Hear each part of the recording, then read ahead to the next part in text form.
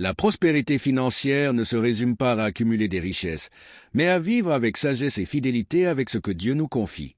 La Bible regorge de principes qui nous enseignent à gérer nos ressources d'une manière qui honore Dieu et qui apporte des bénédictions dans nos vies.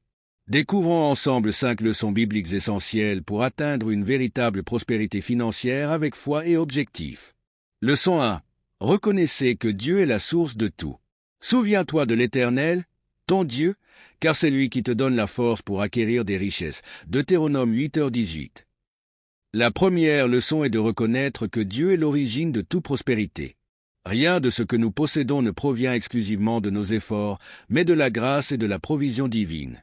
Lorsque nous plaçons Dieu au centre de nos finances, nous apprenons à vivre avec gratitude et à utiliser nos ressources avec sagesse. Leçon 2. Soyez fidèles dans les petites choses pour être bénis dans les grandes. Celui qui est fidèle dans les petites choses l'est aussi dans les grandes. Luc 16h10. Dieu nous appelle à gérer avec responsabilité ce qu'il place entre nos mains, qu'il s'agisse de grandes ou petites choses. Être fidèle signifie planifier, économiser et éviter le gaspillage. Cette fidélité nous prépare à recevoir davantage, selon les plans de Dieu. Êtes-vous un bon gestionnaire de ce que Dieu vous a confié? Leçon 3. Pratiquez la générosité avec joie. Donnez, et il vous sera donné, une bonne mesure, serrée, secouée et qui déborde. Luc 6h38. La prospérité financière commence lorsque nous comprenons que donner est un acte de foi et d'obéissance. Qu'il s'agisse de soutenir l'œuvre de Dieu, d'aider les nécessiteux ou de bénir quelqu'un, la générosité ouvre les portes de l'abondance. Donner avec joie montre notre confiance en la provision divine et donne un sens profond à notre vie. Leçon 4. Travailler avec diligence et honnêteté. Le paresseux convoite, mais n'obtient rien. L'âme des diligents sera rassasiée. Proverbe 13h4. Dieu bénit le travail honnête et diligent. Travailler avec excellence, même dans les petites tâches, nous connecte au plan de Dieu et nous positionne pour recevoir ses bénédictions.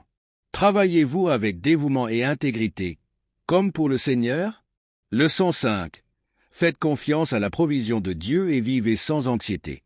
Ne vous inquiétez de rien, mais, en toute chose, faites connaître vos besoins à Dieu par des prières et des supplications avec action de grâce. Philippiens 4h6. La confiance en Dieu élimine la peur et l'anxiété concernant les finances. Lorsque nous remettons nos soucis entre ses mains, nous trouvons la paix et voyons la provision divine agir de manière surprenante. Ces 5 leçons nous montrent que la prospérité financière, selon la Bible, va au-delà du matériel. Il s'agit de gérer avec sagesse, de vivre dans la générosité et de faire confiance à Dieu. Laquelle de ces leçons allez-vous appliquer aujourd'hui? Partagez votre réponse dans les commentaires, abonnez-vous à la chaîne et partagez cette vidéo pour aider d'autres personnes à découvrir le plan de Dieu pour leurs finances.